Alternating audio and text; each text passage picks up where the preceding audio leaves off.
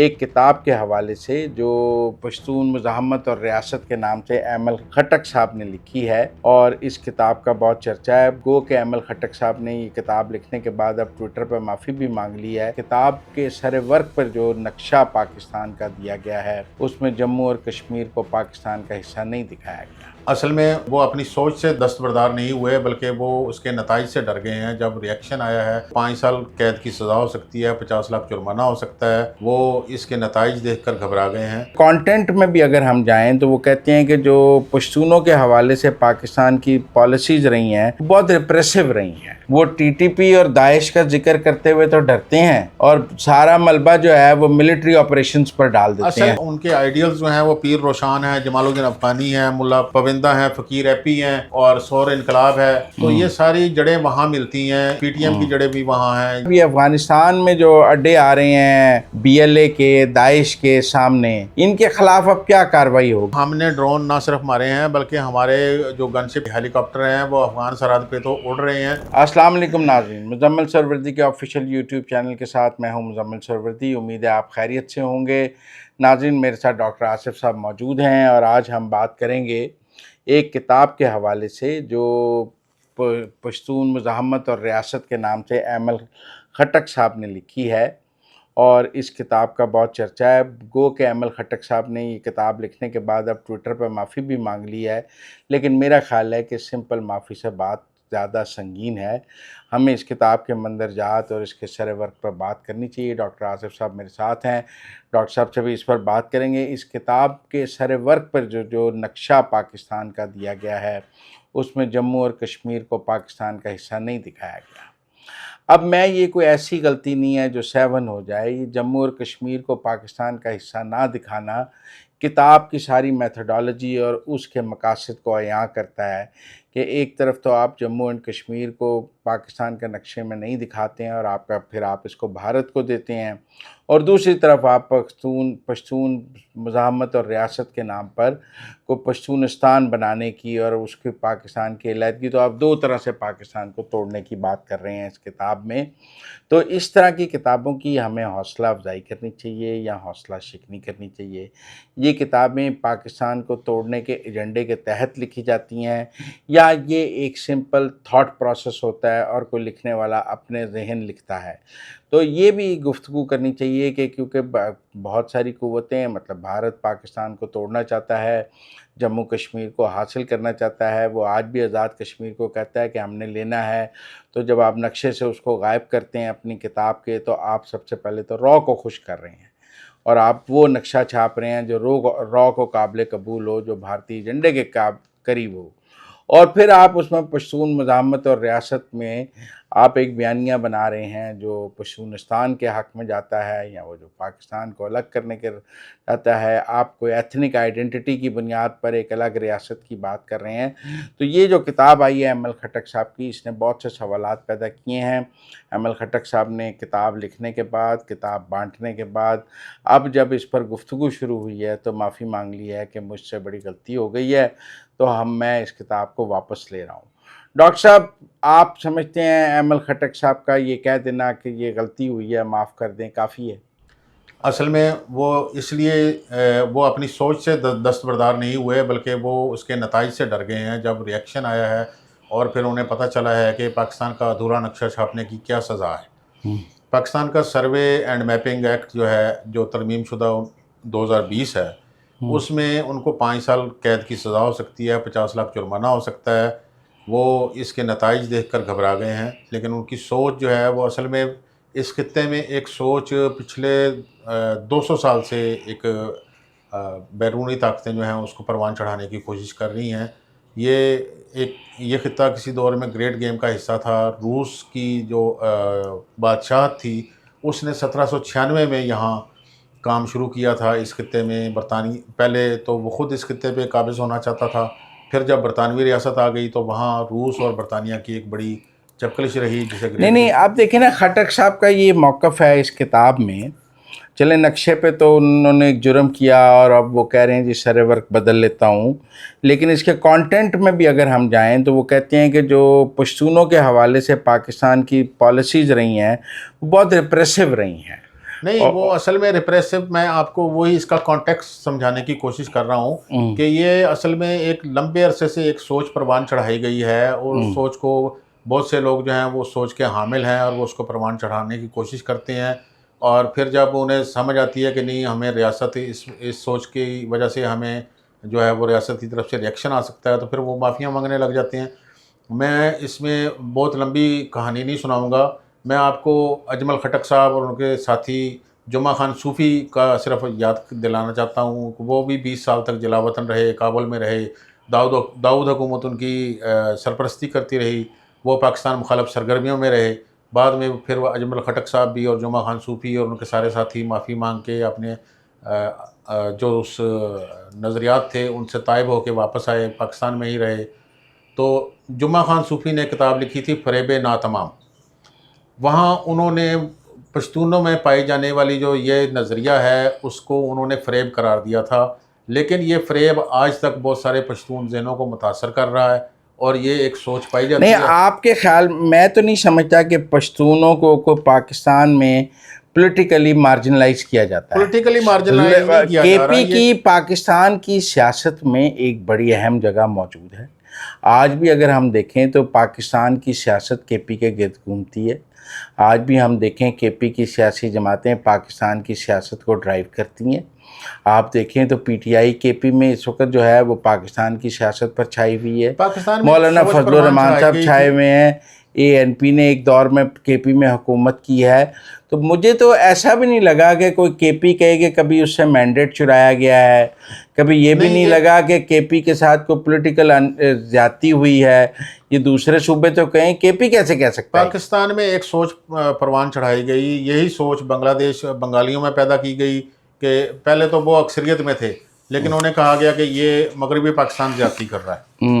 جب وہ اکثریت ہم سے علیحدہ ہو گئی تو اس کے بعد پھر پنجاب کو ایک اس کی آبادی اور اس کے حجم کو لے کے پھر انہوں نے کہا جی یہ بڑا بھائی جو ہے وہ چھوٹوں سے زیادتی کر رہا ہے، اور قوم پرست تنظیموں کو پروان چڑھایا گیا۔ جی ایم سید تھے، بلوچ قوم پرست تنظیمیں نہیں، تھیں۔ آپ اجمل خٹک صاحب اپنی کتاب میں داعش اور ٹی ٹی پی کا تو کوئی ذکر نہیں کرتے کہ اس نے پشتونوں کا امن تباہ کیا ہے۔ جی وہ ٹی ٹی پی اور داعش کا ذکر کرتے ہوئے تو ڈرتے ہیں اور سارا ملبہ جو ہے وہ ملٹری آپریشنز پر ڈال دیتے اصل ہیں۔ میں وہ داعش اور ٹی ٹی پی کے نظریے کو جانتے بوجھتے یا نادانستہ پروان چڑھا رہے ہیں، اور وہ اس کو ریزسٹنس قرار دے رہے ہیں۔ اصل میں یہ جو سب سے خوفناک بات ہے، وہ دہشت گردی کو جواز پیش کر رہے ہیں، دہشت گردی کا، اور وہ اپنے ہی پشتون جو ناحق مرے اور ان کی جانیں گئیں، ہزاروں پشتون دہشت گردوں کے ہاتھوں مارے گئے، وہ ان کے خون کو نہیں دیکھ رہے، وہ بلکہ ایک خوفناک سوچ کو پروان چڑھا رہے ہیں۔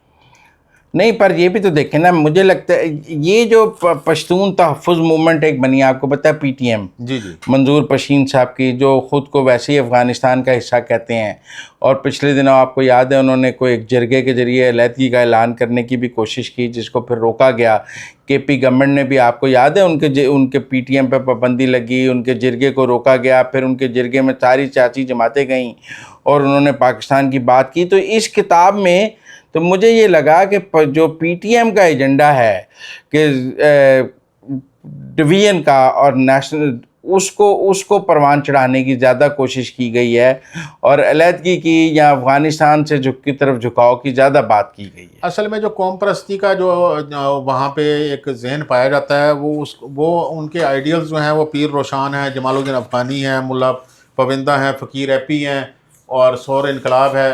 تو یہ ساری جڑیں وہاں ملتی ہیں، ان سب کی جڑیں وہاں ہیں، پی ٹی ایم کی جڑیں بھی وہاں ہیں، جو پشتون قوم پرستی کے نام پہ جو مزاحمت کو، دہشت گردی کو مزاحمت کا نام دے رہے ہیں، ان سب کی جڑیں بھی وہاں ہیں۔ ٹی ٹی پی بھی نظریاتی طور پہ پشتون قوم پرستی ہے، اس کا اسلام سے کوئی لینا دینا نہیں، اس کا مذہب سے کوئی لینا دینا نہیں ہے۔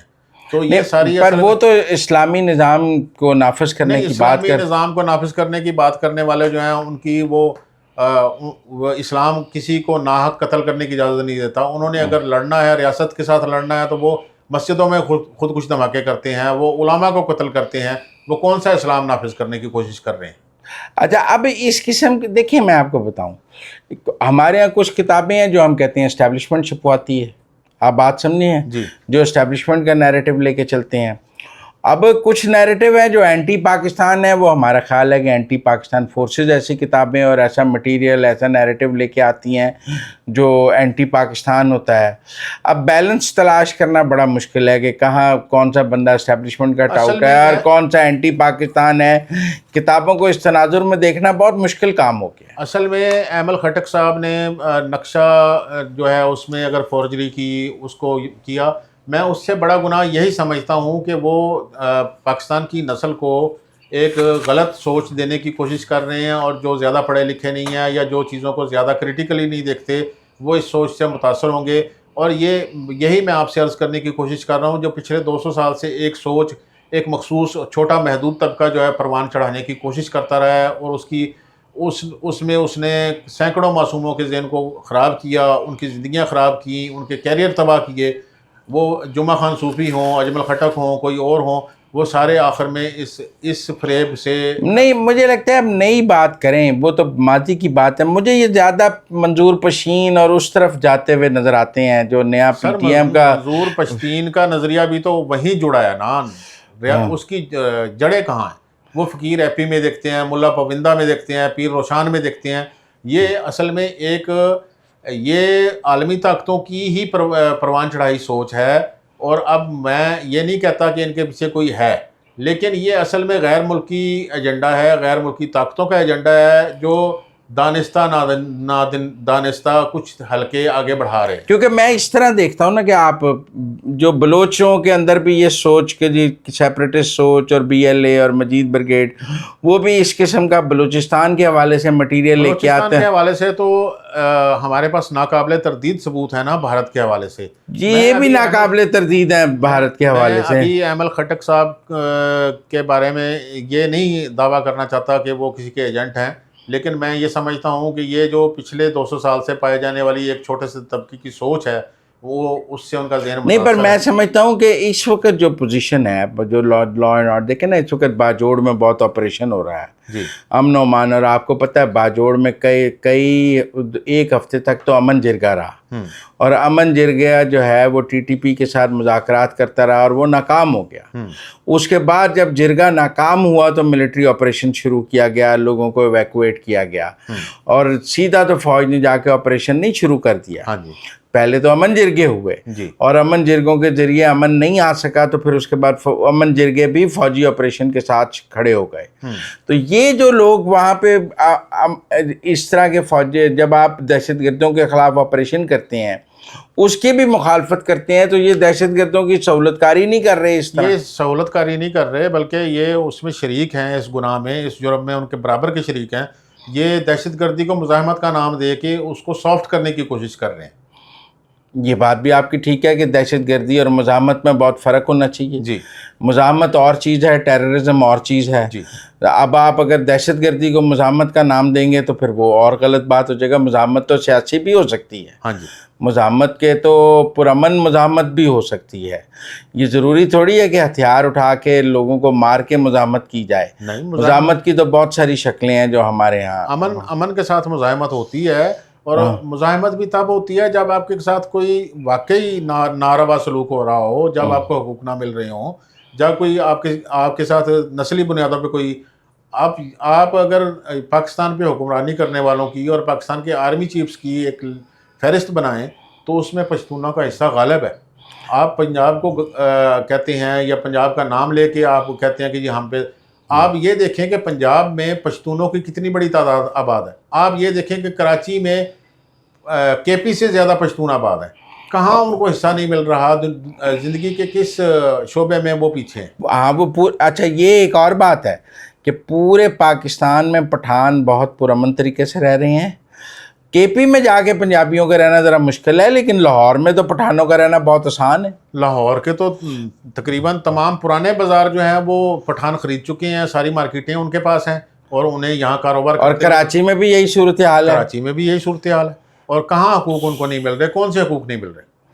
چلیں اب ذرا افغانستان کی بات کرتے ہیں ڈاکٹر صاحب۔ یہ افغانستان میں جو اڈے آ رہے ہیں BLA کے, داعش کے سامنے، ان کے خلاف اب کیا کارروائی ہوگی؟ کوآپریشن پاکستان کرے گا یا افغانستان کرے گا؟ نہیں، اس کے خلاف افغانستان سے آپ توقع نہ رکھیں کہ وہ کسی قسم کی کارروائی کرے گا یا اپنے وعدے پورے کرے گا۔ آج بھی بھارتی وزارت خارجہ کے ترجمان جو ہیں انہوں نے کہا کہ ہمارے طالبان کے ساتھ رابطے ہیں، ہماری ان کے ساتھ بات چیت جاری ہے، تو وہ ان کی جھکاؤ کہیں اور ہے، وہ کچھ اور چاہتے ہیں، وہ نہیں کریں گے۔ تو یہ پھر آپریشن ہمیں ہی کرنا پڑے گا؟ پچھلے دنوں بھی ڈرون مارے ہیں ہم نے وہاں پہ، ہم نے ڈرون نہ صرف مارے ہیں بلکہ ہمارے جو گن شپ ہیلی کاپٹر ہیں وہ افغان سرحد پہ تو اڑ رہے ہیں، اور اس دوسری طرف سے یہ کہا جا رہا ہے کہ یہ گن شپ ہیلی کاپٹر اندر آ رہے ہیں، اور یہ میرا خیال ہے پاک فوج اعلان کیے بغیر کوارڈینیٹڈ کارروائی کر رہی ہے، سرحد کے اس طرف بھی سرحد کے دوسری طرف بھی، دونوں طرف دہشت گردوں کو نشانہ بنایا جا رہا ہے، اور ان کو ختم کرنے کی ایک منظم جو آپریشن ہے وہ شروع ہو چکا ہے۔ بہرحال ہم اس کی کامیابی کے لیے دعا گو ہیں۔ آج کے لیے اتنا ہی، اجازت دیجیے، اللہ حافظ۔